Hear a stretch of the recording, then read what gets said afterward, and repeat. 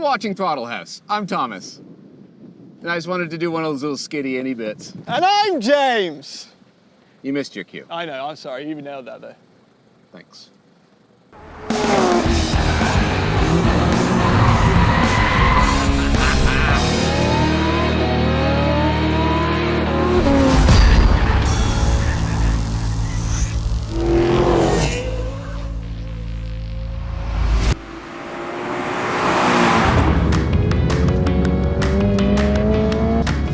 Okay. Props to Toyota and Subaru, I will say, because when Mazda do a special edition for the MX-5, it's our anniversary. You better remember our anniversary. Right, it's our anniversary. This, Hakone, Yuzu, Yeah. Ikazuma. Yeah. I don't even know if I said that last one right. That all sounds cool. You could have been saying any Yeah. words there, and I would have been like, yeah. So, we've driven this car before, or versions of it. Yes, right? the last one we drove was a BRZ-TS. GR86, which we didn't like for a reason that we will discuss in a second. But this one has been tweaked, as they usually do. Same kind of damper setup, everything is roughly the same, but they've tuned those dampers to be sportier. They've adjusted the throttle so that downshift blips are a little bit easier, apparently. Oh, you almost over-revved, so maybe that's true. Maybe Okay. that's true. They have tweaked the torque, apparently, so that it's a little bit more usable. And the steering has been improved even further. Except it hasn't. Except it hasn't. It got more lifeless. How is that a thing? Why do they keep doing that? Actually, I spent some time on the forums, kind of reading people's opinions on the steering, and no one can agree. A lot of people seem to think that the steering in the original Subaru BRZ and FRS, which we like better, Yes. was just heavier, not better. Not true. Not true. It isn't true. This is a really lifeless steering rack, and it makes me a bit sad. Doesn't mean it couldn't be changed with tweaks here and there. I don't know. But, Here's the thing. yeah. It's still one of the best cars for the money, and also the MX-5 steering isn't great. It's just fine. That's true. Yeah, it's not like it has a lot of competition anywhere, right? All right, you deserve the traction control off. Thank I'm you. going to do this. It's very complex. I think we hold this down for like a gajillion minutes. No, you just hold it down for like a few seconds. No, that's not right. So there's a click and a hold or something. Hold on, the dash will change when everything's fully off. No, you've done it wrong. No, I've done, no, so there's track off There you and go. off. No, the dash will change when it goes fully off. You're not fully off. It's not off. Here, click this one. What did it, that one? Track goes off there. Press it once hard, and then You it might have goes to off. be under a certain speed. No, press it. Just press it once. Off.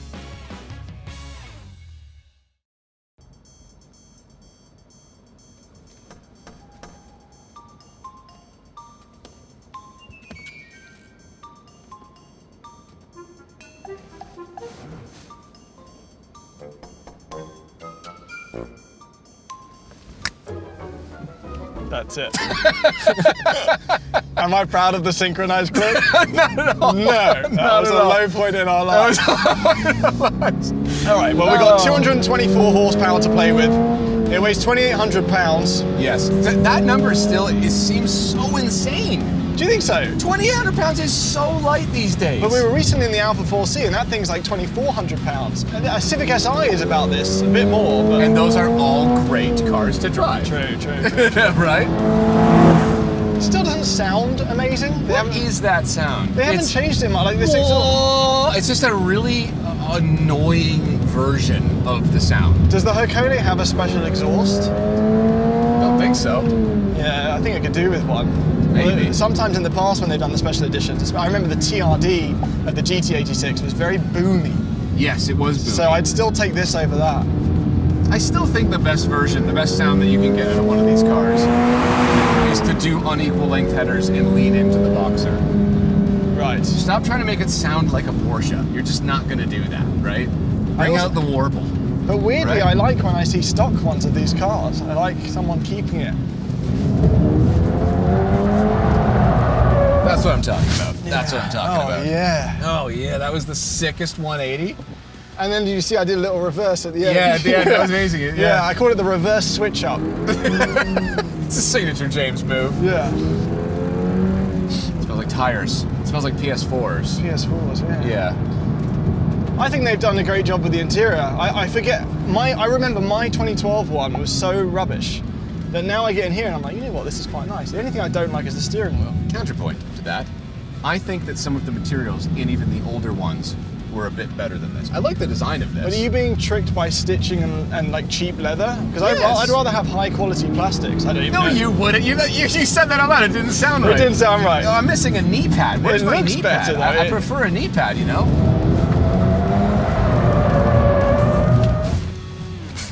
You crushed that. Like, you're getting so much better at your own trick. Thank you. I got this one.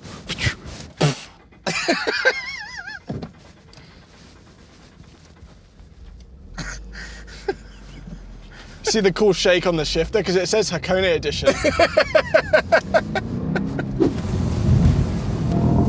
Oh, it's just that feeling over the bump there when it goes into the hole and out. That quick. Yeah. That's where you feel the weight.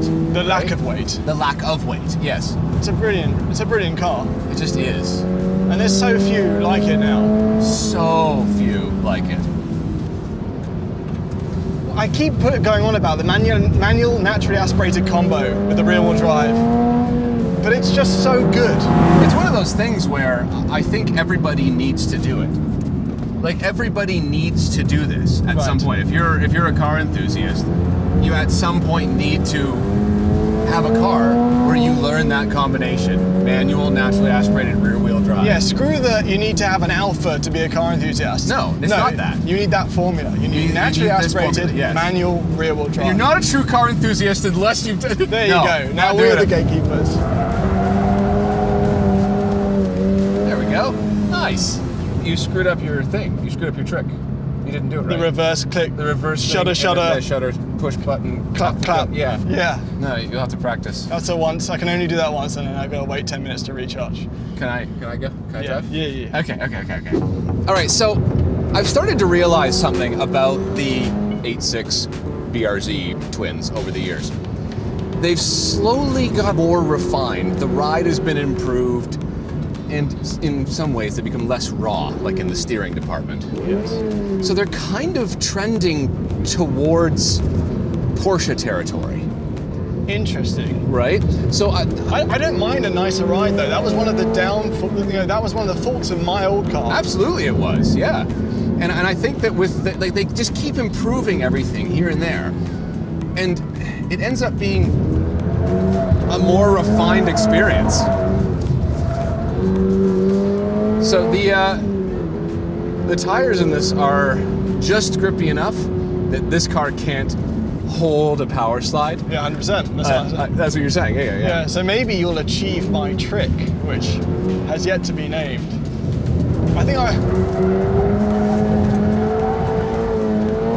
It's called the Yuzu. That's what it is. I'm saving it for the next edition. You just got to keep flicking it into a skid. That's ridiculous.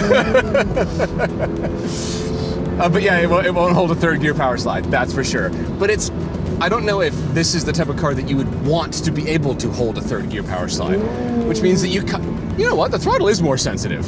It's blippy. It's really blippy. Yeah. Like, that's a good thing.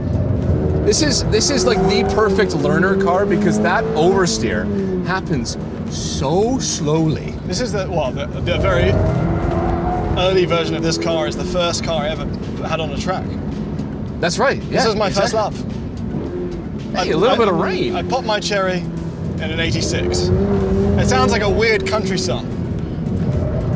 It does a little bit, yeah. But here's the other thing that it was so good at doing.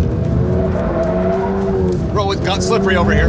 It's raining over here, yeah. And another place where it potentially nips at the heels of Porsche is this car, and especially now, and maybe especially in the special editions, looks so much better than the dollar you spend to buy it. Absolutely. Absolutely.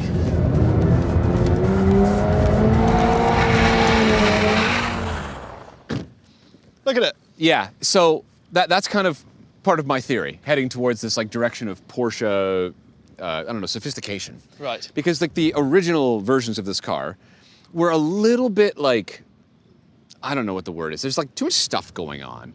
And some of it didn't really always visually make sense to me, but this has gone to this level of like clean simplicity and proportion that I really like, especially the profile. Like this line here over to this ducktail. I agree with that. Beautiful. I think the originals still look great. I don't think they have that much going No, on. I still really like it, but I just think that this is, it's just like it's in the direction of refinement. Do you prefer the aesthetic of the Toyota's front or the Subaru's? I can't remember. I think I prefer the Toyota in the first gen, and no, I think I still like the Toyota better for both. There's disagreement among our team. I thought everyone would prefer the Toyota, but the Subaru with its froggier face, Harrison, our sound engineer, loves it. Okay, so I'll give him credit. Hakone edition stuff. Yep. Ridge green, bronze wheels, and Brembo brakes. Oh yeah, the seats. Yeah. The tan, really nice. The seats. Yeah. We've got the duckbill spoiler also in ridge green. Yeah. I think that these should be more bronze. Like, so when you post it to Instagram, turn the thing. The saturation up a little bit. Yeah, exactly. I think it looks really fantastic. No, it still does. And it still does the 86 BRZ thing, which is you can fit crazy amounts of stuff in it. There's whole subreddits dedicated to the things that people like. I've seen TVs, 60-inch TVs popping out the back. Well, that's because from its very inception, it was designed to be a weekend track day car, so you can fold the seats down and fit a spare set of track tires in it. Right. And that was just brilliant right from the beginning. And it's something it has over an MX-5. That's a big thing. Not just the cool name. The big thing. And all the other stuff too. It's better in every way, really. It's not better in every way. Pretty much. All right, the shifting experience in the engine is still better in the MX-5. All right, fine. We will do the shifting experience. When the MX-5 35th anniversary comes. Yeah, June 4th, don't forget it. You've already got it wrong. Yeah. I also forgotten it. We will grab whatever the current awesome named special edition is, probably the Yuzu, that yellow one with the sick body kit around it. You sure you got that name right? You just keep throwing those words out. Do you know? Is that the citrusy sauce thing? Yuzu sauce. If you put yuzu on something, it makes it taste better. And that's what that special edition will do for that car. We'll put it up against the MX-5 and then we'll have a real special edition off. Special edition off? It doesn't have the same ring as Wagon off. No. But yeah, really. This is still such a fantastic car. And this is, rare is a word that gets tossed around a lot. Was it 800 and something in North America? There's not that many of these. This is one of 30 manual editions in Canada. Yeah, that's pretty rare. That's kind of cool, right? That's like 1 per 7,000 square miles. There's no way he did that math correct, so feel free to check him on All I that see one. is algorithms in the air at all times. It's actually really distracting. Yeah. No, this is still a brilliant car. I absolutely love it. And should you buy one today? Yeah. Go ahead. Just, rear-wheel drive, natural mass, rated manual, whatever. We'll just cut at my bit, and then we'll just cut that part out.